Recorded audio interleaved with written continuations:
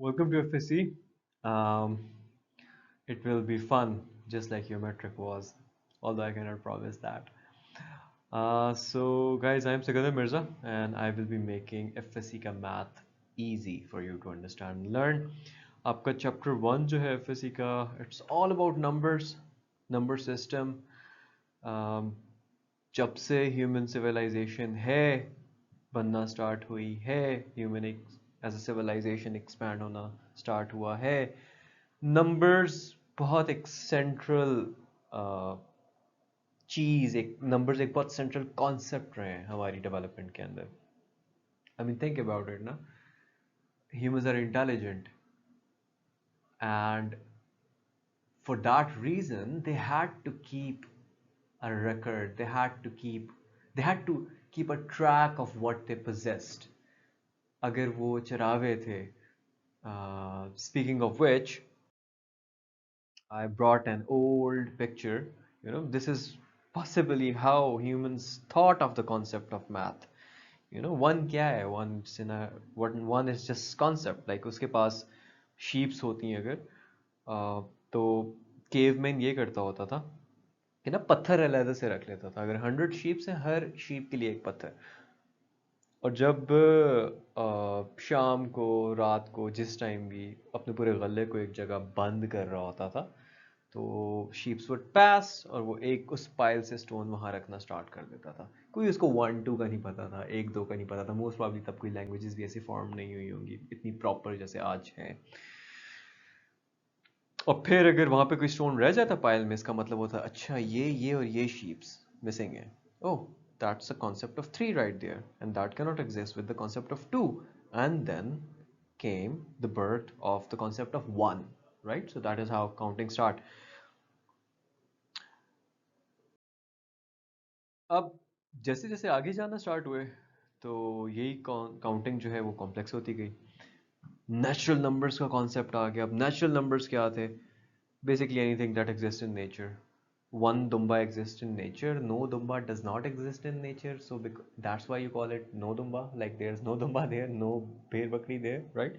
So one से उन्होंने start किया, एक और आ गया, 2 का कॉन्सेप्ट आ गया, एक और आ गया, 3 का कॉन्सेप्ट आ गया. इसलिए जो नेचुरल नंबर्स है ना, वो राउंड नंबर्स होते हैं, 1 से स्टार्ट होते हैं और आगे चलते जाते हैं.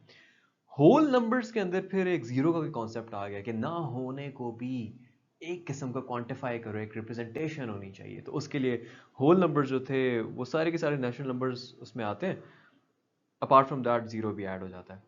फिर इंटीजर्स का कॉन्सेप्ट आ गया. मेरे ख्याल से इंटीजर्स का कॉन्सेप्ट इस वजह से आया था क्योंकि देखो ना, जीरो से स्टार्ट हो रहे, और जब टेम्परेचर स्पेशली आया होगा कि किसी ने एक सर्टेन टेम्परेचर को 0 डिग्रीज कह दिया होगा, बाकी जगहों पे गए वहां से भी नीचे, तो अब उसको क्या कहें? वो 0 से भी 1 डिग्री नीचे है. Okay fine, let's call it -1. और उससे 2 डिग्रीज नीचे कॉल इट -2. इंटीजर्स का कॉन्सेप्ट आ गया. इंटीजर्स भी राउंड नंबर्स होते हैं, मतलब पॉइंट्स नहीं होते इसके अंदर. और इसमें 0 1 2 3, 0 भी राउंड नंबर है, 1 भी है, 2 भी है, 3 भी है, but at the same time -1 -2 -3 -4 उस साइड पे भी जा रहे होते हैं. अब जब ये कॉन्सेप्ट आया तो फिर कहा यार ये तो सीन ऑन है. ये तो कुछ और भी होना चाहिए. अगर मेरे पास 2 भेड़ हैं, तो ये तो 2 हो गया, बट 2 पूरी हैं और एक आधी है या उसकी रान बच गई है. जस्ट टॉकिंग इन फूड की टर्म्स और उसकी caveman terms to make it fun for you. तो 2.5 का कॉन्सेप्ट आया, यानी कि पॉइंट्स भी कुछ होने चाहिए. फिर रैशनल नंबर्स का कॉन्सेप्ट आ गया कि यार किसी भी चीज़ को अगर आप एक रेशियो में लिख सकते हो, रैशनल नंबर है. अगर उसको नहीं लिख सकते तो इरेशनल नंबर है. फिर रियल नंबर्स का एक ब्रॉड कॉन्सेप्ट आ गया कि यार ये सारे नंबर्स जो आपकी समझ में आ सकते हैं ना, 2 2.5 दिस दैट, -7, हाँ आ सकता है समझ में, टेम्परेचर -7 है, ये सारे रियल नंबर्स होते हैं. रैशनल्स और इरेशनल नंबर्स की अगर मैं डेफिनेशन देखूं, तो रैशनल नंबर की बड़ी सादी सी है कि यार अगर आप एक नंबर को p बाई क्यू की फॉर्म में लिख सकते हो ना, जहाँ पे p and q belongs to, ये जो साइन है ना, ये बिलोंग्स टू का होता है. ये मैथमेटिशियंस का आसान तरीका था. Belongs to z set of integers को कहते हैं. एंड ये जो कैप है, हैट है ना, इसको एंड कहते हैं. एंड जो q है वो इक्वल टू 0 नहीं है, तो फिर वो रैशनल नंबर है. अभी क्या इतनी सारी बातें कर दी हैं, मैं बताता हूँ. अब जैसे स्क्वायर रूट 16 है ना, स्क्वायर रूट 16 को मैं 4 लिख सकता हूँ. क्या मैं इसको p बाई क्यू की फॉर्म में लिख सकता हूँ जहाँ पे p भी इंटीजर हो, q भी इंटीजर हो? बिल्कुल लिख सकता हूँ, मैं इसको 4/1 लिख सकता हूँ। ये भी इंटीजर है, ये भी इंटीजर है। अच्छा, ये जो q लिखा हुआ है ना कि ये q जीरो नहीं हो सकता, उसकी रीजन ये है, उसको बल्कि एक जर्नी बिल्ड करते हैं। अब मैं 25 को अगर 25 से डिवाइड करता हूँ 1 आ जाता है, 25 को 5 से डिवाइड करता हूँ बड़ा नंबर आ जाता है, 5 आ जाता है, 25 को 1 से डिवाइड करता हूँ 25 आ जाता है। यानी कि जितना मैं डिनोमिनेटर छोटा करता जा रहा हूँ आंसर बड़ा होता जा रहा है। जब मैं 25 को 0 से डिवाइड करूँगा फिर क्या आएगा? यू नो इट्स, तो वो एक अनडिफाइंड चीज़ है, इसलिए फिर वो एक मैथ्स का कनंड्रम है जिसकी वजह से क्यों जीरो नहीं हो सकता, क्योंकि फिर वो फैलेसी हो जाएगी। तो बेसिकली ये है कि रैशनल नंबर वो नंबर होगा जिसको आप one integer by another integer की फॉर्म में लिख सकते हो, और जो नीचे वाला इंटीजर है वो जीरो नहीं हो सकता। 3.7 को भी हम लिख सकते हैं। कोई पूछे यार 3.7 कैसे रैशनल है? ये ले 37/10, ये भी इंटीजर, ये भी इंटीजर। -131 कैसे रैशनल है? क्योंकि इसको मैं -131 डिवाइड बाई 1 लिख सकता हूँ, ऐसे रैशनल है। 0.25 कैसे रैशनल है? क्योंकि मैं इसको 25 जो कि एक इंटीजर है डिवाइडेड बाय 100 लिख सकता हूँ। 3 कैसे रैशनल है? 3/1 लिख सकता हूँ। इर्राशनल नंबर्स में ये होता है कि फिर आप उनको p बाई क्यू की फॉर्म में नहीं लिख सकते हो, जहाँ पे p और q दोनों बिलोंग करते हो सेट ऑफ इंटीजर से और q जीरो ना हो। बेसिकली वही जो रैशनल के साथ काम कर सकते हो इसके साथ नहीं कर सकते हो। अब 5/16 का स्क्वायर रूट क्यों इरेशनल है? इसलिए इरेशनल है क्योंकि स्क्वायर रूट 5 रहेगा और ये 16 रहेगा। चलो 16 नहीं रहेगा, सॉरी, ये 16 का स्क्वायर रूट 4 हो जाएगा। चलो ये तो इंटीजर है, ये इंटीजर नहीं है ना, तो इंटीजर बाय इंटीजर फॉर्म में इसको नहीं लिख सकते। स्क्वायर रूट 2 को हम इंटीजर फॉर्म में नहीं लिख सकते। Square root 2 is not an integer, it's not a round number, right? Integers are round number. हाँ, डिवाइड बाय 1 कर सकते हो, ये इंटीजर हो जाएगा, बट ये नहीं है। -7 बाय स्क्वायर रूट 5 में -7 तो चलो इंटीजर है, but it has to be divided by an integer for it to be rational. So ये नंबर भी हम रैशनल फॉर्म में नहीं लिख सकते हैं, सो ये रैशनल है। अब क्वेश्चन आपका कह रहा है कि प्रूव करें कि जो स्क्वायर रूट है 2 का वो एक इरेशनल नंबर है। इसको प्रूव करने के लिए उल्टा हम अज्यूम करते हैं। हम कहते हैं कि अज्यूमिंग दैट ये जो स्क्वायर रूट 2 है इज रैशनल,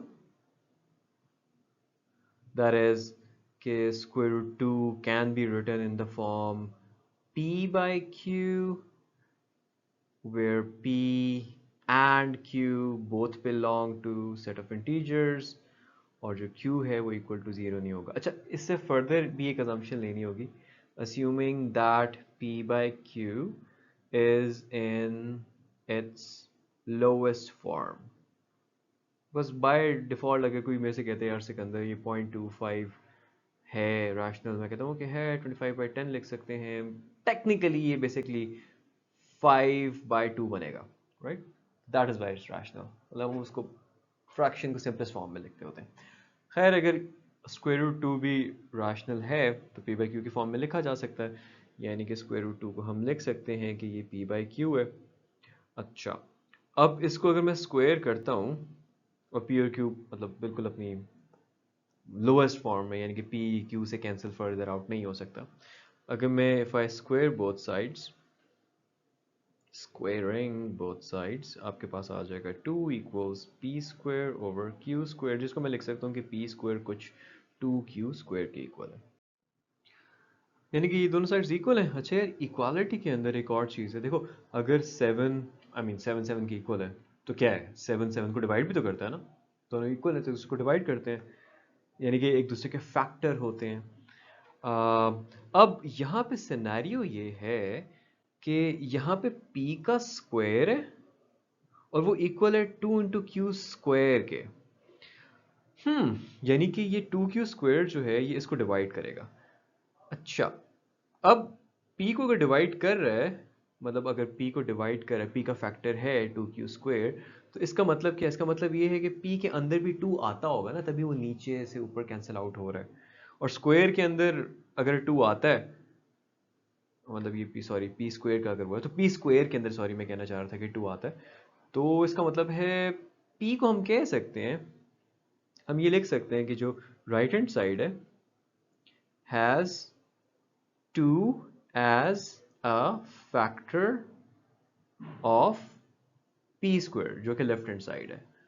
सो हम ये कह सकते हैं, वी कैन से दैट ये जो p है, ये किसी 2p डैश के इक्वल होगा, सम p डैश मल्टीप्लाइड बाई 2, यानी कि कहने का मकसद ये कि इस p के अंदर 2 होगा, तभी तो उसका स्क्वायर बनेगा, तो नीचे वाले एक 2 से कैंसिल आउट होगा ना, उसका फैक्टर बनेगा। ओके, अगर हम ये अजम्पशन लेके, मतलब ये लॉजिकल एक रिजल्ट लेके लिखते हैं, हम इस इक्वेशन को चलो a कह देते हैं, इसको हम लिख सकते हैं, a can be written as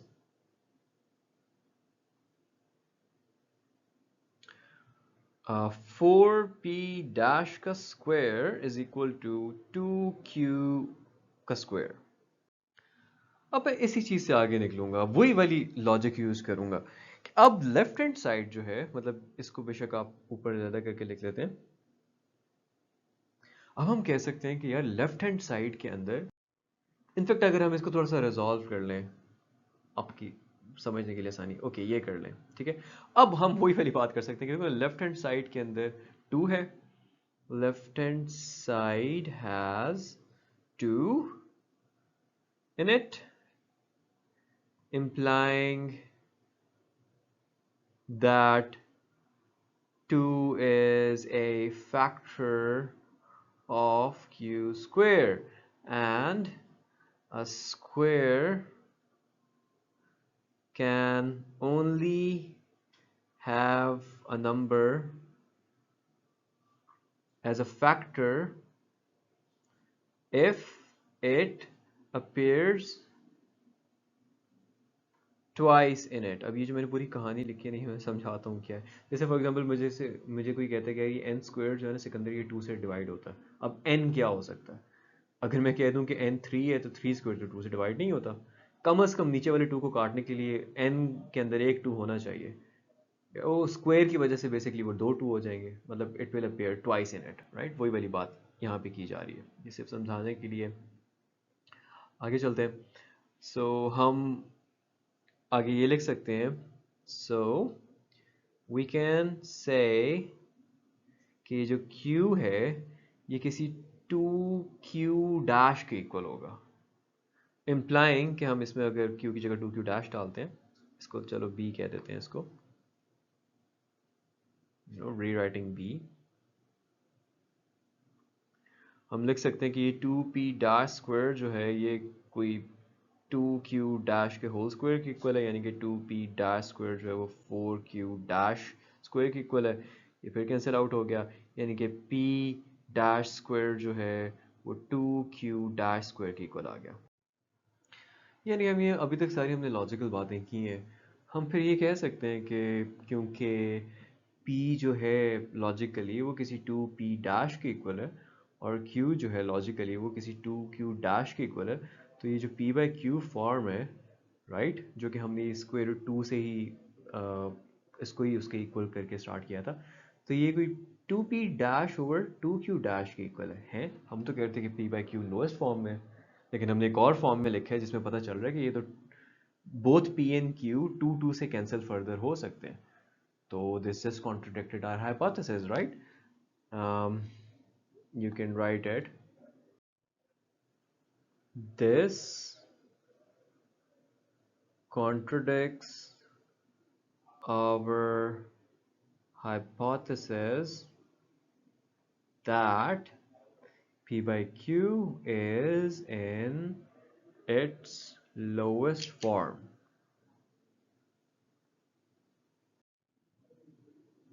Hence, square root 2 is irrational, क्योंकि हमने यही एज्यूम किया था कि यार irrational है, rational है तो फिर P by Q के इक्वल होगी, जो कि लोएस्ट फॉर्म में होगा। बट आगे जाके उसी रीजनिंग से करते करते पता चल गया कि नहीं यार, इसको तो हम सम 2P डैश और Q की 2Q डैश की फॉर्म में लिख सकते हैं, तो ये लोएस्ट फॉर्म में नहीं है, ये irrational है। फिर वैसे ही क्वेश्चन है, वहाँ पे स्क्वायर रूट 2 था, यहाँ पे स्क्वायर रूट 3 है। हम उसी मेथडोलॉजी को, उसी अजम्पशंस को लेके प्रूव करेंगे कि स्क्वायर रूट 3 एक रैशनल नंबर है। अच्छा, इसको प्रूव करने के लिए अगेन वही काम करेंगे, पहले हम ये अस्यूम करेंगे कि यार स्क्वायर रूट 3 एक रैशनल नंबर है। स्क्वायर रूट 3 रैशनल नंबर है, अच्छा, तो स्क्वायर रूट 3 को हम लिख सकते हैं equal to some P by Q, जहाँ पे Q इंटीजर्स हैं और Q is not equal to 0। So let's do that. After doing that, हम simply we can, by squaring both sides, we'll get this, जिसको हम फर्दर लिख सकते हैं कि ये पी स्क्वायर जो है ना वो क्यू उधर चला जाएगा, 3q² के इक्वल है। अच्छा, अगर ये दोनों इक्वल है तो इसका मतलब पी स्क्वायर के अंदर भी 3 होगा। अगर ये दोनों इक्वल है तो एक दूसरे के फैक्टर्स हैं, इस तरह से भी देख सकते हो। तो फिर वही स्टेटमेंट लिख लेंगे कि राइट हैंड साइड के अंदर 3 है and it is equal to the left hand side, so the left hand side must contain a 3 as well, and the left hand side is also a square, so it will contain the 3 twice, right? Again वही वाली बात की यार, कोई number है divide होता है, अगर कोई नंबर का स्क्वायर डिवाइड होता है 3 से, अब वो कब 3 से कब डिवाइड होगा, उसमें 3 आता होगा ना उस नंबर के अंदर, 3 × 7 × 11 कुछ भी हो सकता है, लेकिन 3 लाजमी आता होगा, तभी नीचे कैंसिल आउट होगा। और क्योंकि स्क्वायर है तो टेक्निकली 3 दो दफ़ा नहीं आ रहा, 7 भी 2 दफ़ा आ रहा है, 11 भी आ रहा है, बट एटलीस्ट 3 2 दफ़ा आ रहा है। यानी कि स्क्वायर के अंदर अगर मैं 3 एक दफ़ा लिखता हूँ तो वो 2 दफ़ा आता है, राइट? अगर कोई भी स्क्वायर किसी भी नंबर से डिवाइड होता है तो वो नंबर उस स्क्वायर के अंदर 2 दफ़ा होगा। बाय दैट आई मीन कि अगर उससे लेट्स से अगर वो 3 से डिवाइड होता है तो वो स्क्वायर का आंसर अगर आप निकालोगे ना तो आंसर ऐसा होगा जिसमें 2 दफ़ा 3 होगा। वही चीज़ लिखनी है यहाँ पे। इसके बाद आप ये कह सकते हो कि जो लेफ्ट हैंड साइड है वो जो जो पी स्क्वायर है, हम कह सकते हैं कि पी जो होगा उस वो सम 3p' के इक्वल होगा। यानी कि हम इस वाली इक्वेशन को इस तरह से लिख सकते हैं कि हम 3p' का स्क्वायर यानी कि 9p' का square is equal to 3q का स्क्वायर, इसको फिर कैंसिल आउट करके दोनों साइड से आप फर्दर लिख सकते हो कि this would be equal to 3p' का square is equal to q का स्क्वायर। अब वही वाली लॉजिक यार कि अगर ये सीन है, लेफ्ट हैंड साइड में 3 है तो राइट हैंड साइड में भी लाजमी होगा। अगेन वो लिख लेते हैं,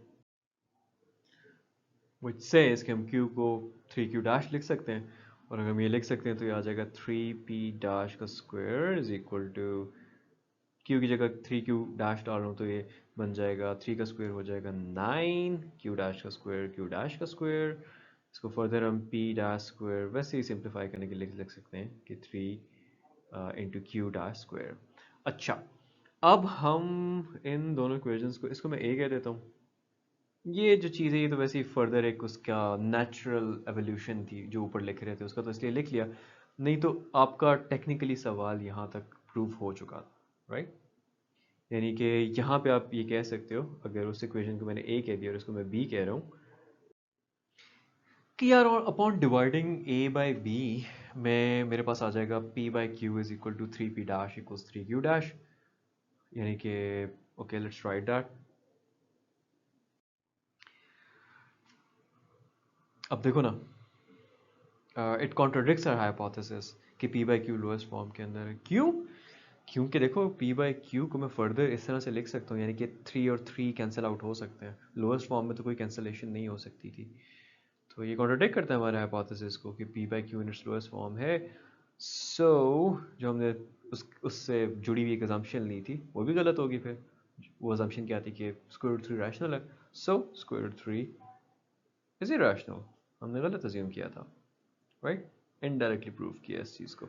अच्छा, इसी तरीके से यार square root 7, square root 11, square root 13, square root of 21, इन सब को इसी तरीके से आप जो है प्रूव कर सकते हो। अब रियल नंबर्स जो है इनकी कुछ प्रॉपर्टीज़ हैं। रियल नंबर क्या होते हैं? सारे वो नंबर जो आपकी समझ में आ सकते हैं। The number of hair in your head, the number of cells in your body, the height of the wall in front of you, or if there's no height, if there's no wall in front of you, then your height, temperature of whatever space you're in, right? वो temperature 2.5 degrees भी हो सकता है, 2 degrees भी हो सकता है, 0 degree Celsius भी हो सकता है, माइनस भी हो सकता है, नेगेटिव भी हो सकता है। इन रियल नंबर्स की ना, इन सब इमेजिनेबल नंबर्स की जो कि समझ में आते हैं, कुछ प्रॉपर्टीज़ होती हैं। एडिशन लॉज और मल्टीप्लिकेशन लॉज को साइड बाय साइड देखेंगे। एक तो क्लोजर का लॉ है। क्लोजर का लॉ ये कहता है कि फॉर ऑल, ये जो साइन है ना ये फॉर ऑल का होता है। फॉर ऑल मतलब कोई भी आप ए बी लें जो कि रियल नंबर्स में से हो, अगर आप उनको ऐड करें तो आंसर भी बिलोंग कर रहा होगा रियल नंबर से। जैसे कोई भी ए बी, 1 और 1.5 उठा लो, ऐड करो क्या आता है, 2.5 आता है। 2.5 भी एक रियल नंबर है, राइट? तो सेट ऑफ रियल नंबर से ही ये बिलोंग करता है। सिमिलरली मल्टीप्लिकेशन में भी ये कोई भी फॉर ऑल ए भी आप उठा लो जो बिलोंग करते हो रियल नंबर से। ए डॉट बी यानी कि ए बी का प्रोडक्ट अगर आप करो तो वो भी रियल नंबर से ही बिलोंग करता होगा। जैसे 2 उठा लिया मैंने और 2.7 उठा लिया। अब इनको जब मैंने मल्टीप्लाई किया तो 2 7 14, 2 4 5, 5.4 आ गया, ठीक है? ये भी एक रियल नंबर है। जो एसोसिएटिव लॉ ऑफ एडिशन और मल्टीप्लिकेशन वो बेसिकली ये कहता है कि अगर आप इस तरह से, मतलब तीन नंबर हैं कोई से जो कि बिलोंग करते हैं सेट ऑफ रियल नंबर से, और आप इस तरह करते हो कि बी और सी जो दूसरे दो नंबर हैं उनको पहले ऐड करके फिर ए में ऐड करते हो, तो वही आंसर आएगा जो कि ए और बी को पहले ऐड करने से और फिर बाद में उस रिजल्ट को सी में ऐड करने से आएगा। जैसे कि बड़ी सिंपल सी एग्जांपल है, जैसे अगर ये 1 2 और 3 होते हैं, अगर मैं 1 में ऐड करता 2 + 3, पहले 2 + 3 कर देता, 5 बन जाता, तो 5 + 1 क्या होता, 6 होता। अब इसमें पहले मैं 1 और 2 ऐड कर देता हूँ, 3 3 + 3 अगेन ये भी 6 होगा, राइट? ये दोनों आपस में इक्वल होंगे और जो आंसर है ultimately that will belong to the set of real numbers. Multiplication में भी है, बी और सी को पहले मल्टीप्लाई कर दो फिर ए से मल्टीप्लाई करो, या ए और बी को पहले एसोसिएट कर दो, इसलिए मेरे ख्याल से इसको एसोसिएटिव लॉ कहते हैं, राइट? इनफैक्ट इसीलिए कहते हैं।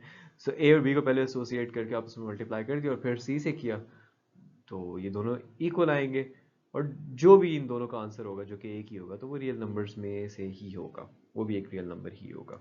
Again you can take example of 1 2 3 and try this.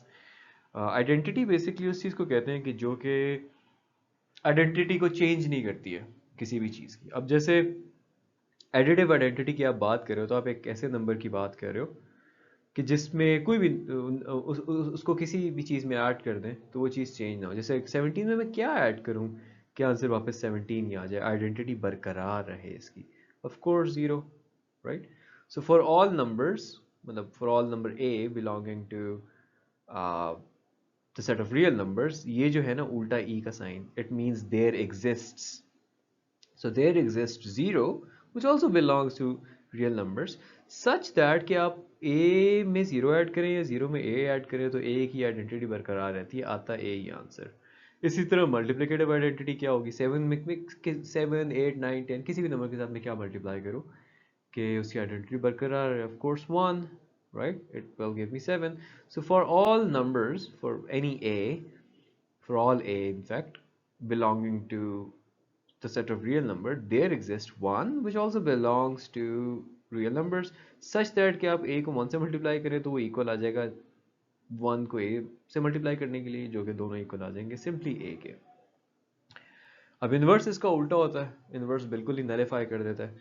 अब मैं 7 में क्या ऐड करूं कि आंसर जो है, बेसिकली इन्वर्स को आप यूं भी देख सकते हो कि इन्वर्स के साथ ऑपरेट करने से आइडेंटिटी आ जाती है। अब जब मैं एडिशन की बात कर रहा हूँ तो मेरा ऑपरेशन एडिशन है, अच्छा 7 के साथ क्या मैं ऐड करूँ कि एडिटिव आइडेंटिटी यानी कि 0 आ जाए, आई मीन -7, राइट? सो कोई भी number for all a belonging to real number there would exist a negative of a, मतलब 7 का नेगेटिव ऑफ 7 क्या है, -7। इसी तरह -7 के लिए एडिटिव इन्वर्स क्या है, 7, क्योंकि 7 क्या है, 7 is the negative of -7, right? So कोई भी नंबर हो a belonging to real numbers, there would exist एक नंबर जिसका साइन उससे उल्टा होगा जो कि खुद भी रियल नंबर से होगा, इस सच दैट कि अगर उस a के अंदर ये -a ऐड करें या उस -a के अंदर ये a ऐड करें तो आपके पास एडिटिव आइडेंटिटी आ जाएगी। इसी तरह मल्टीप्लिकेटिव इन्वर्स क्या होगा, कोई ऐसी चीज़ कि जिसको मल्टीप्लाई करने से मल्टीप्लिकेटिव आइडेंटिटी आ जाए। मैं 7 को किस चीज़ से मल्टीप्लाई करूँ कि मल्टीप्लिकेटिव आइडेंटिटी यानी कि 1 आ जाए, ऑफ कोर्स 1/7। सो यहाँ पे भी ये कि फॉर ऑल ए, अच्छा हाँ ए ज़ीरो नहीं होना चाहिए, इसका रीज़न पता है क्या है, ज़ीरो को मैं किससे मल्टीप्लाई करूँ कि 1 आ जाए आंसर। अगर कोई कहे कि यार 1/0 तो वो लॉजिकली गलत है, इसलिए क्योंकि 0 1 से मल्टीप्लाई होगी 0 बन जाएगा, 0/0। अब क्या ये न्यूमरेटर उसको 0 बना रहा है या ये उसको बहुत बड़ा बना रहा है, क्योंकि डिनोमिनेटर जितना छोटा आंसर उतना बड़ा होता है ना। तो अब यहाँ पे 0 है तो वो एक एक यू नो समझ लो मैथमेटिकल एरर आ जाता है कि हम उसको रिजॉल्व नहीं कर सकते। सो ए कोई भी जो हम नंबर हम ले रहे हैं वो 0 नहीं होना चाहिए, हाँ रियल नंबर से बिलोंग करना चाहिए, देयर वुड एग्जिस्ट एक 1/a उसके लिए जो कि खुद भी रियल नंबर्स में से होगा, सच दैट अगर आप a को 1/a से मल्टीप्लाई करें या 1/a को a से मल्टीप्लाई करें तो वापस मल्टीप्लिकेटिव आइडेंटिटी आ जाएगी। बाय द वे 1/a को आप इस तरह से भी लिख सकते हैं a की पावर -1, यानी कि जैसे अगर 1/7 होता तो आप 7 की पावर -1 भी इसको लिख सकते थे। खैर, कम्यूटेटिव लॉ ये है कि दो नंबर्स हैं a और b, बिलोंग करते हैं रियल नंबर से। a को b में ऐड करो तो डेफिनेटली वही आंसर आएगा जो b को a में ऐड करने से आता है। मल्टीप्लिकेशन में भी ये कि दो नंबर्स हैं belonging to real numbers, a को b से मल्टीप्लाई करो तो वही आंसर आएगा जो b को a से मल्टीप्लाई करने पे आएगा। अभी इन्हीं रियल नंबर्स के अंदर ना प्रॉपर्टीज ऑफ इक्वालिटी है। सबसे पहले तो रिफ्लेक्सिव प्रॉपर्टी है। रिफ्लेक्सिव प्रॉपर्टी ये कहती है कि फॉर ऑल a जो कि बिलोंग करते हैं रियल नंबर से, मतलब कोई भी रियल नंबर बेसिकली a अपने इक्वल होगा, अपनी रिफ्लेक्शन होगा, राइट? इक्वालिटी की एक प्रॉपर्टी है। सिमेट्रिक प्रॉपर्टी ये है कि for all two numbers a and b जो कि रियल नंबर से बिलोंग करते हैं, अगर a b के इक्वल होगा तो उसका मतलब ये है कि सिमेट्री होगी। मतलब मैं शीशे के इक्वल हूँ, शीशा जो दिखा रहा है वो मेरे इक्वल है, तो इट वुड बी सिमेट्रिक कि b would be equal to a if a is equal to b। Transitive property basically transition से है कि आप एक चीज़ पता है और एक और चीज़ पता है और उस पर आप एक ट्रांजिशन करके एक और बात निकाल रहे हो। अब इसमें नेचुरली तीन नंबर्स आ जाते हैं कि फॉर ऑल तीन नंबर्स जो कि रियल हैं, अगर ए बी की इक्वल है एंड, अगेन ये जो कैपेबिलिटी इसका मतलब एंड होता है, एंड बी सी के इक्वल है। ए बी के इक्वल है और ये जो बी है ये सी के इक्वल है, इसका मतलब है ए और सी भी इक्वल होंगे आपस में। Very easy to understand. अच्छा, एडिटिव प्रॉपर्टी इसमें क्या कहती है कि अगेन तीन नंबर्स हैं और अगर ए और बी इक्वल है, राइट, तो यानी कि अगर मैं ए में सी ऐड करूं या बी में सी ऐड करूं, कोई भी सी एक नंबर है वो ऐड करूं, तो सेम बात होगी, यानी कि ए प्लस सी और बी प्लस सी इक्वल होंगे, राइट? ये एडिटिव प्रॉपर्टी ऑफ इक्वालिटी। अच्छा, इक्वालिटी वाली प्रॉपर्टीज लोग कंफ्यूज, इसमें ये याद रखो कि इक्वल इक्वली रिफ्लेक्शन, रिफ्लेक्शन क्या होती है? एक की चीज़, एक नंबर की वही रिफ्लेक्शन होती है, यानी कि ए इक्वल्स ए वाली बात हो रही है। सिमेट्रिक, यानी कि अगर ए बी दो नंबर्स हैं वो रियल नंबर्स हैं और ये इसके इक्वल है तो उसका मतलब वो इसके इक्वल है। ओके, इसी तरह ट्रांजिटिव और एडिटिव प्रॉपर्टी को आप ज़हन में रख सकते हो। मल्टीप्लिकेटिव प्रॉपर्टी भी ये कहती है सिमिलर सी बात कि यार अगर तीन नंबर्स हैं जो रियल नंबर्स के सेट में से हैं और पहला नंबर ए जो है वो दूसरे नंबर बी के इक्वल है, तो फिर इससे पता चलता है कि अगर मैं ए के साथ सी को मल्टीप्लाई करूं या बी के साथ सी को मल्टीप्लाई करूं तो इक्वल आएगा ना आंसर, राइट? तो ये वाली चीज़ तो पता चल गई। आगे ये जो सी ए सी बी लिखा हुआ है वो सिंपली आप 2 को 3 से मल्टीप्लाई करो, 3 को 2 से मल्टीप्लाई करो, फर्क नहीं पड़ता, यानी कि इस ए सी को सी ए भी लिख सकता हूँ, इस बी सी को सी बी भी लिख सकता हूँ। So that's what the multiplicative property under the properties of inequality for real number says. Cancellation property ये कहती है कि तीन नंबर्स हैं, रियल नंबर्स में बिलोंग करते हैं और अगर कहा जा रहा है कि यार ए में सी ऐड करो तो आंसर वही आता है जो बी में सी ऐड करने से आता है, इसका मतलब है फिर ए और बी इक्वल होंगे, राइट? तभी तो सेम नंबर ऐड करने से वही आंसर आ रहा है। अब ये कैंसलेशन की रूल में इस तरह से देखा जा रहा है कि अगर 1 में 3 ऐड करें तो ये 1 में 3 ऐड करने की इक्वल ही आएगा, राइट? यानी कि इसको अगर मैं ए कह दूँ, इसको मैं सी कह दूँ, इसको मैं बी कह दूँ, इसको मैं सी कह दूँ, फिर again we can simply cancel it out and say that this one which is basically A is equal to this one which is basically B, right? तो वही बात वहाँ पे की है कि हम simply cancel out कर सकते हैं C को और A B के इक्वल होगा। ये कैंसलेशन जो होती है आप इसको यूँ भी देख सकते हो क्योंकि इक्वेशन बन रही है ना, इक्वालिटी बन रही है, तो दोनों साइड से C सब्ट्रैक्ट कर सकते हो। मुझे कोई कहता है यार सिकंदर 7 7 के इक्वल है, मैं दोनों साइड में 1 ऐड कर दूँ 8 8 के इक्वल, बात फिर भी ट्रू रहेगी। सब्ट्रैक्ट कर दूँ 6 6 के इक्वल, बात फिर भी वही रहेगी। मल्टीप्लाई भी कर दूँ फिर भी बात वही रहेगी, दोनों को 2 से मल्टीप्लाई करके 14 14 के, राइट? तो इक्वेशंस के साथ ऐड मल्टीप्लाई डिवाइड सब्ट्रैक्ट सब कुछ कर सकते हैं। तो यही कैंसिलेशन प्रॉपर्टी है कि यार हम इस तरह से technically we can look at it कि वो कैंसिल आउट हो जाएगा। अब विद रिस्पेक्ट टू मल्टीप्लिकेशन मैंने आपको ऑलरेडी बता दिए इनडायरेक्टली कि अभी जैसे 14 14 के इक्वल है, मैं इसको कैंसिल आउट कर सकता हूँ, राइट? अब तीन नंबर्स हैं रियल नंबर्स के सेट में से और ए और सी का प्रोडक्ट बी और सी के प्रोडक्ट की इक्वल है, तो इसका मतलब ए और बी इक्वल है। हम मल्टीप्लिकेशन में भी ऐसे कैंसिल आउट कर सकते हैं, राइट? जैसे मैं अगर कहता हूँ कि 2 × 3 which is a into c equal है b मल्टीप्लाई बाय c के।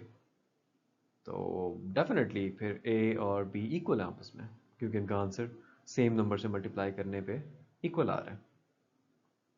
प्रॉपर्टीज ऑफ इक्वालिटी के अंदर जो है वो a इक्वल्स b से कोई इम्प्लीकेशन आ रही होती थी। अब नेचुरली रियल नंबर्स में प्रॉपर्टीज ऑफ इनइक्वालिटी भी देखनी है, जिसमें सबसे पहली तो ट्राइकोटोमी प्रॉपर्टी है। वो कह रही है कि अगर दो for all a b belonging to real numbers, तीन ही सूरतें हैं, या तो ए और बी इक्वल होंगे, या ए बी से बड़ा होगा, या ए बी से छोटा होगा, which is very intuitive. Transitive property कह रही है कि यार अगर तीन नंबर हैं ए बी सी जो कि बिलोंग करते हैं सेट ऑफ रियल नंबर से, तो दो सूरतें हैं। एक सूरत ये है कि ए जो है वो बी से बड़ा है, और b जो है वो c से बड़ा है। यानी कि अगर मैं नंबर लाइन पे बनाता हूँ तो a b से बड़ा है, यानी कि a से पीछे है b, और b पे फर्दर c से बड़ा है। तो इसका मतलब है c जो है वो a से छोटा होगा, या a जो है वो c से बड़ा होगा। वही चीज़ लिखी है कि a is greater than c।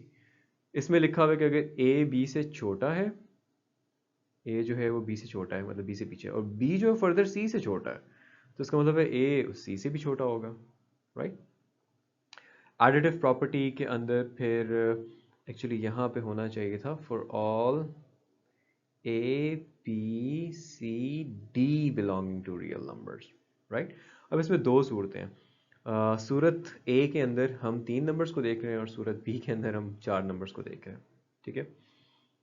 इसमें तीन numbers a b c such that a b से बड़ा है, और अगर ए बी से बड़ा है तो ए में अगर सी ऐड करो तो उसका सम डेफिनेटली बी में सी ऐड करने से बड़ा आएगा। जैसे कि ए बी से बड़ा है को मैं लिख सकता हूँ कि 2 1 से बड़ा है। अब 2 में कोई सी ऐड करते हैं, कह देते हैं सी 3 है, तो 3 + 2 5, बड़ा होगा वो 4 से, राइट। और इसी तरह अगर ए बी से छोटा होगा तो उसमें वही नंबर ऐड करो जो बी में ऐड कर रहे हो, तो फिर वो सम जो है ए प्लस सी वो छोटा आएगा बी प्लस सी से। चार नंबर्स को जब हम देख रहे हैं तो उसमें यह है कि अगर एक ए किसी और नंबर बी से बड़ा है, राइट, अगर जैसे कि मैं नंबर लाइन पे बनाता हूँ तो ए जो है वो बी से बड़ा है उससे राइट साइड पे, सी जो है वो डी से बड़ा है, सी जो है वो डी से बड़ा है।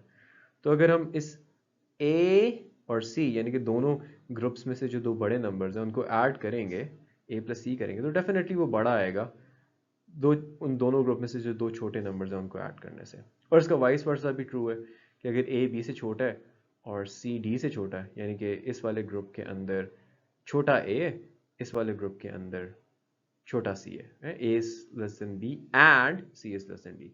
सही बात है, ए के अंदर वो छोटा वाला दूसरे ग्रुप वाला छोटा नंबर ऐड करेंगे तो वो कम होगा दोनों ग्रुप के बड़े नंबर के सम से। मल्टीप्लिकेटिव प्रॉपर्टी जो है वो दिस इज़ वेरी इंटरेस्टिंग।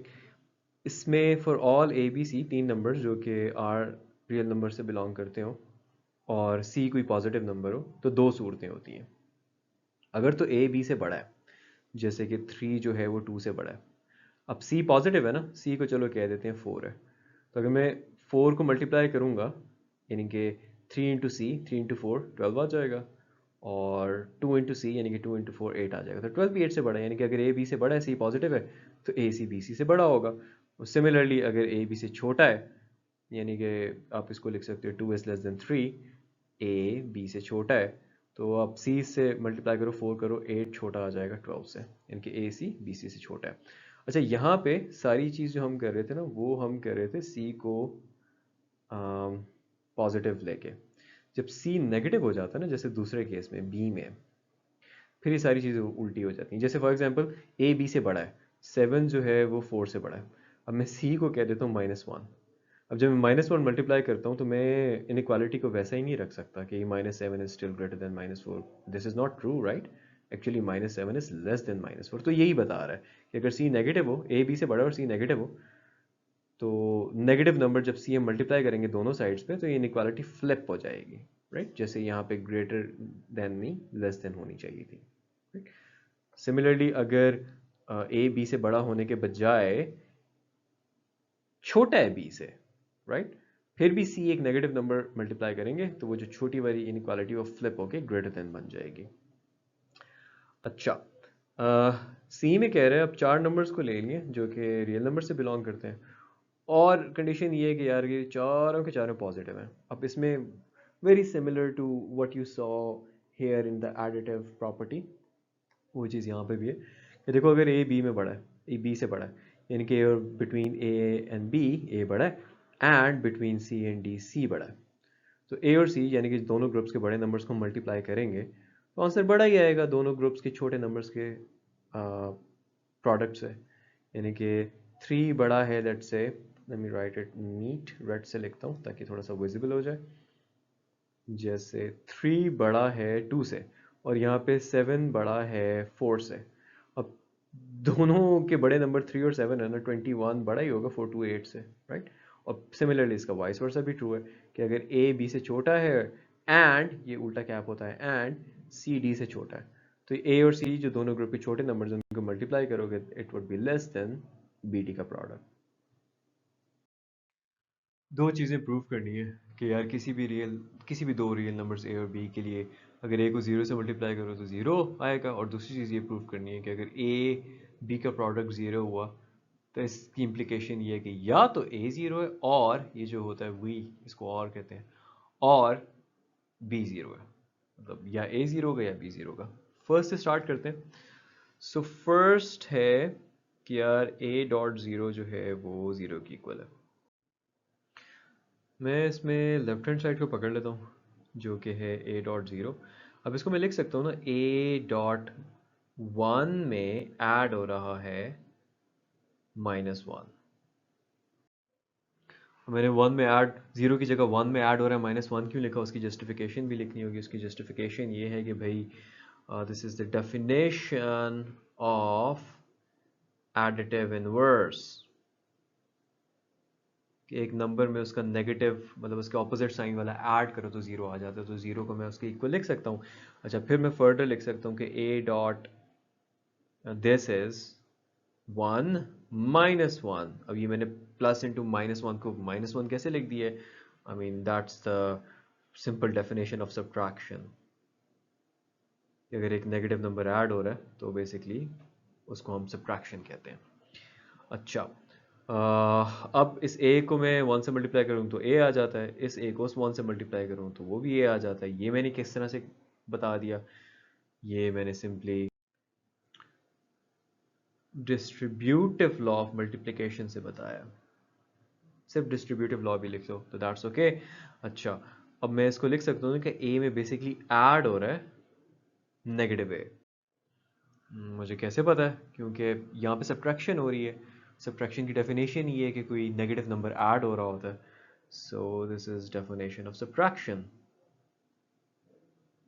ये वैसे बड़ी इंटरेस्टिंग चीज़ है। देखो सब्ट्रैक्शन की डेफिनेशन क्या है कि टू में कोई नेगेटिव नंबर ऐड हो रहा है, यानी कि टू से वो नंबर सब्ट्रैक्ट हो रहा है, राइट। तो खैर, इसको हम करके फर्दर ज़ीरो लिख सकते हैं। इसको हमने ज़ीरो कैसे लिख लिया भाई, this is the definition of additive inverse, के एक नंबर के अंदर उसका नेगेटिव साइन वाला ऐड हो रहा हो तो ज़ीरो आ जाता है। तो जस्ट लाइक दैट हमने प्रूव कर दिया कि this left hand side is equal to the right hand side which was zero. अब सेकंड प्रूफ के अंदर अगेन रिवीजन करवाता हूँ कि क्या था जो मैंने आपको शुरू में बताया था। कह रहे कि यार अगर ए बी का प्रोडक्ट ज़ीरो आ रहा है तो इसकी इम्प्लीकेशन ये है कि या तो ए ज़ीरो है या बी ज़ीरो। अब कॉमन सेंस में तो ये बात समझ आती है, लेकिन मैथमेटिकली प्रूफ करने का भी एक तरीका है। हम इसमें टू को स्टार्ट कर देते हैं, सपोज कर लेते हैं कि सपोज ए ज़ीरो नहीं है, कि ए ज़ीरो नहीं है, और अगर ए ज़ीरो नहीं है then there would exist 1 by A, यानी कि ए के ए इसका multiplicative inverse, then would then there would exist लिख लेते हैं, there would exist 1 by a इसका मल्टीप्लिकेटिव इनवर्स। अच्छा, सो इस a b इक्वल 0 को हम लिख सकते हैं multiplying 1 by a on both sides। हम लिख सकते हैं कि हो जाएगा 1 by a into a b is equal to 1 by a into 0। ये हम क्यों लिख सकते हैं, इसलिए क्योंकि हमें वो मल्टीप्लिकेटिव मतलब कैसे मल्टीप्लाई कर सकते हैं इस तरह से, क्योंकि मल्टीप्लिकेटिव प्रॉपर्टी ऑफ इक्वालिटी हमें पता है कि अगर ये उसके इक्वल है तो हम दोनों साइड पे मल्टीप्लाई या डिवाइड कर सकते हैं चीज़ों को। अच्छा, ये है। फिर मैं इसको ये भी लिख सकता हूँ कि ये 1/a जो है, और इसको मैं a के साथ लिख लूँ और b को मैं अलहदा कर दूँ, और यहाँ पे जो है 1/a ऐसे लिख लूँ, 0 के साथ इसको ऐसे एसोसिएट कर दूँ, और इस टाइप की एसोसिएशन जो है हमें वो एसोसिएटिव लॉ ऑफ मल्टीप्लिकेशन से पता चलती है। ओके, फर्दर मोर मैं इसको 0 लिख सॉरी 1/a को 1 लिख सकता हूँ, 1 इंटू बी मैंने क्यों लिख दिया वो भी बताता हूँ आपको। 1/a इंटू 0 को 0 लिख सकता हूँ। अच्छा, ये 1/a इंटू a को मैंने 1 इसलिए लिखा है क्योंकि अगेन ये तो मल्टीप्लिकेटिव, या बल्कि आप लिख सकते हो कि it's a definition of multiplicative inverse, कि उसको मल्टीप्लाई करो तो मल्टीप्लिकेटिव आइडेंटिटी यानी कि 1 आ जाती है। फर्दर मोर ये 1 b से मल्टीप्लाई होगा तो b आएगा, मुझे पता है। कैसे पता है मुझे? मुझे इसलिए पता है क्योंकि 1 एक आइडेंटिटी है, मल्टीप्लिकेटिव आइडेंटिटी, और जब भी उसको मल्टीप्लाई करो तो वही नंबर आ जाता है। तो this is basically definition of multiplicative identity. शुरू कैसे किया था? शुरू ऐसे किया था, हमने कहा था कि a 0 नहीं है, हुआ क्या? b 0 आ गया, यानी कि जब a 0 नहीं है तो फिर b 0 आ जाएगा। तो इसका मतलब है जब हम कहेंगे कि b 0 नहीं है तो a 0 आ जाएगा। तो आप यहाँ पे लिख सकते हैं कि similarly we can prove that if b is not equal to 0 na, then a will be equal to 0. So अगर a b का प्रोडक्ट 0 है तो that does imply कि या a equal 0 है, और यानी कि या b जो है वो 0 के इक्वल है। Hence proved। इसके पार्ट 1 में प्रूफ ये करना है कि ये माइनस a इंटू बी, जो कि हम a इंटू माइनस बी के भी इक्वल लिख सकते हैं, वो इक्वल है माइनस ए बी के। अच्छा, इसका मेथड ये है, मतलब इसी को अगर मैं आगे लेके चलता हूँ कि आप ये लिख लो कि minus a b has an additive inverse, right? क्योंकि a माइनस ए भी कोई नंबर होगा तो इसका एडिटिव इनवर्स, अगर जैसे कोई a भी नंबर होता है तो उसका एडिटिव इनवर्स होता है उसके ऑपोजिट साइन वाला नंबर, राइट? a भी मल्टीप्लाई होकर कोई नंबर 2 और 7 14 बन गया तो -14 जो है उसका एडिटिव इनवर्स होगा। इसी तरह माइनस ए बी कोई नंबर होगा उसका एडिटिव इनवर्स होगा प्लस ए बी, राइट? तो इसका तो पता है। तो अब चेक करेंगे, checking if minus a into b also has an additive inverse जो कि प्लस ए बी है। अगर इसका भी एडिटिव इनवर्स वही है तो इसका मतलब है ये चीज़ जो है इसके इक्वल है, right? So let's do that. तो हम इसको लिख सकते हैं कि माइनस ए इंटू बी में हम ऐड कर रहे हैं प्लस ए बी। जिसको मैं फर्दर लिख सकता हूँ कि यार इसमें से अगर मैं b कॉमन ले लूँ तो पीछे माइनस ए प्लस ए बच जाएगा, b बाहर आ जाएगा। ये मुझे कैसे पता चला मैं कॉमन ले सकता हूँ? जैसे ही मैं इसको अंदर डिस्ट्रीब्यूट कर सकता हूँ उसका रिवर्स भी कर सकता हूँ। दोनों गवर्न होते हैं डिस्ट्रीब्यूटिव लॉ से। तो मैं लिख लेता हूँ कि ये डिस्ट्रीब्यूटिव लॉ से मैंने ये काम किया। अच्छा, सेकंड मैं इसी को लिख सकता हूँ, इसको if I like kind of rearrange it maybe or simply write it इधर ही के ज़ीरो कर दूँ इसको। तो ये मुझे कैसे पता चला कि यार ये ज़ीरो है? मुझे ज़ीरो इसलिए पता चला है कि ये this is a definition of additive inverse, कि अगर एक नंबर के अंदर उसके ऑपोजिट साइन वाला नंबर, एक नंबर के अंदर उसके ऑपोजिट साइन वाला नंबर ऐड कर दो तो एडिटिव आइडेंटिटी आ जाती है। अच्छा, अब 0 इंटू बी करूँ तो ये 0 आ जाएगा। दैट रिक्वायर्स नो डेफिनेशन, लेकिन लिखना चाहते हो तो डेफिनेशन ऑफ मल्टीप्लिकेशन इसको लिख सकते हो। सो हमें पता चल गया कि minus a b, minus A into b, जिसको हम लिख सकते हैं माइनस ए इंटू बी बी, वो माइनस ए बी के इक्वल है। क्यों? क्योंकि हमने इसका एडिटिव इनवर्स इसमें ऐड करके देखा तो एडिटिव आइडेंटिटी आ गई। Hence proved. फर्स्ट तो प्रूव हो गया, अब सेकंड को देखते हैं। सेकंड के अंदर भी आप लिख सकते हो कि a b has an additive inverse, जो कि क्या होगा, माइनस ए बी होगा। तो हम will be checking if this minus a into minus b has the same additive inverse।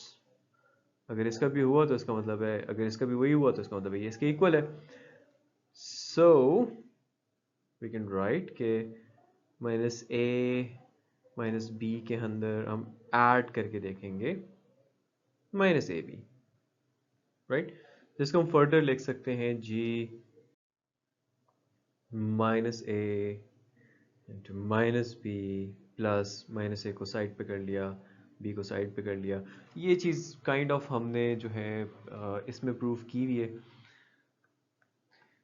अगर यहाँ पे आप करना चाह रहे हो तो इधर आप यू कैन राइट के it's sort of the definition of multiplication, ठीक है। अच्छा, फिर हम क्या कर सकते हैं, ये माइनस ए जो है ये कॉमन ले लें। अगर माइनस ए अगर हम कॉमन ले लें तो पीछे बच जाएगा माइनस पी प्लस पी। हमने कैसे इसको किया है, अगेन इसको अगर हम डिस्ट्रीब्यूट करें तो वापस ये चीज़ आ जाएगी। तो ये चीज़ गवर्न हो रही है डिस्ट्रीब्यूटिव लॉ से, तो मैं वो लिख लेता हूँ कि ये चीज़ गवर्न हो रही है डिस्ट्रीब्यूटिव लॉ से, इसलिए मैं इसको ऐसे लिख सकता हूँ। अब माइनस ए इंटू ज़ीरो आ जाएगा। क्यों ज़ीरो आ जाएगा ये मुझे कैसे पता है?